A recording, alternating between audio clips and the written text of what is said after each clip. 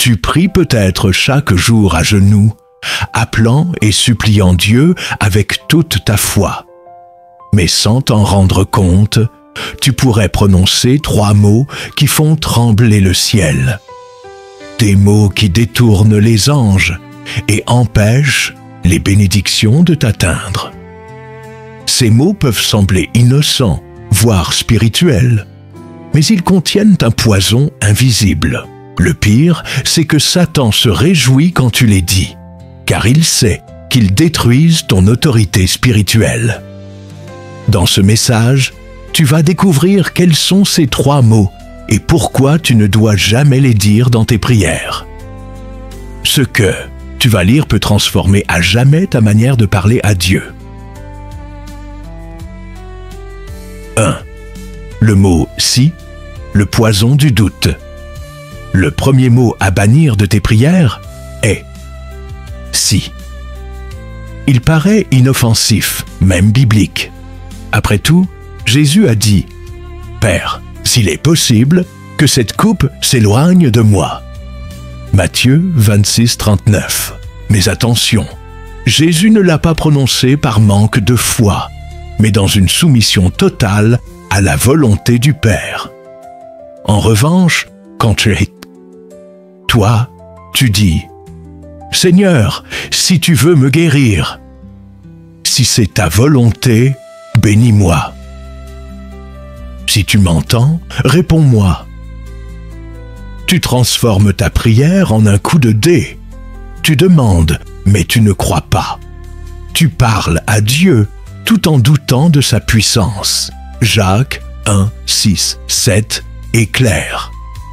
Mais qu'il demande avec foi, sans douter, car celui qui doute est semblable au flot de la mer, agité par le vent et poussé de côté et d'autre. Qu'un tel homme ne s'imagine pas qu'il recevra quelque chose du Seigneur. Le si introduit l'incertitude. C'est une brèche ouverte à l'ennemi. Imagine un soldat qui, au lieu d'attaquer, murmure « Si c'est pour gagner, alors je me battrai ». Il a déjà perdu. La prière de la foi ne dit pas « si », mais selon ta promesse. Au lieu de « Seigneur, si tu veux me guérir », dis « Seigneur, je saisis la guérison que tu as déjà accomplie à la croix. » 2. Le mot « peut-être », le langage de l'incrédulité. Le deuxième mot destructeur est « peut-être ». Il se cache sous des apparences d'humilité, mais en réalité, il trahit une foi chancelante. Quand tu pries, peut-être que Dieu m'exaucera, mais peut-être qu'il m'aime, peut-être qu'il va me pardonner, et tu montres que tu ne connais pas vraiment le caractère de Dieu. Hébreux 13/8 dit « Jésus-Christ est le même hier, aujourd'hui et éternellement. Dieu n'est pas capricieux. Sa fidélité ne dépend pas de tes sentiments. » Marc 9/23 déclare « Tout est possible à celui qui croit. » Jésus n'a pas dit « Tout est peut-être possible ». L'ennemi adore quand tu utilises ce mot, car une prière pleine de peut-être n'a pour aucune puissance. Elle ressemble à une fumée qui se disperse avant d'atteindre le ciel. Arrête de mendier et commence à déclarer. Au lieu de « peut-être que Dieu me délivrera ». Décor 10, je proclame ma délivrance, car Christ a déjà vaincu pour moi. 3.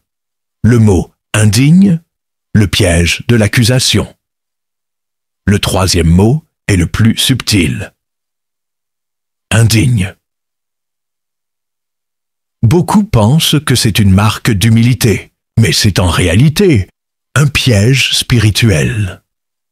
Quand tu dis « Seigneur, je suis indigne de ton amour, je ne mérite pas ta grâce. Je ne suis qu'un pécheur misérable. » Tu ne fais pas preuve d'humilité. tu répètes les accusations de Satan. Il y a Apocalypse 12, 10. Appelle le diable l'accusateur de nos frères. Chaque fois que tu te déclares d'indigne, tu lui donnes raison. Romains 8, 1. Affirme: il n'y a donc maintenant aucune condamnation pour ceux qui sont en Jésus-Christ. Hébreux 10, 10. Confirme: nous avons été sanctifiés par l'offrande du corps de Jésus-Christ une fois pour toutes. Si tu es en Christ, tu n'es plus indigne. Tu es un saint, un enfant de Dieu, un héritier du royaume. La vraie humilité, c'est accepter ce que Dieu dit de toi. Au lieu de « je suis indigne de ta présence », dis « merci Père, car par le sang de Jésus, tu m'as rendu saint et digne. » Conclusion, prie avec autorité. Ces 3 mots, si, peut-être, indigne, semblent petits, mais leur impact est dévastateur. Ils volent ta foi, affaiblissent tes prières et réjouissent l'ennemi. À partir d'aujourd'hui, parle comme un enfant de Dieu, pas comme un mendiant spirituel. Remplace le doute par la foi.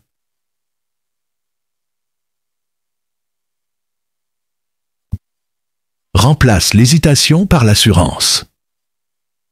Remplace l'autocondamnation par l'identité en Christ.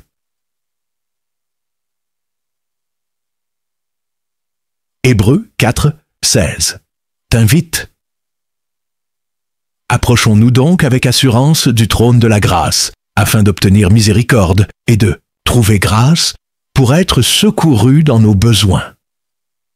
Le ciel attend tes prières audacieuses. Alors prie ton chonk, sans compromis, et vois Dieu agir puissamment. Si ce message t'a touché, partage-le pour fortifier d'autres croyants. Os.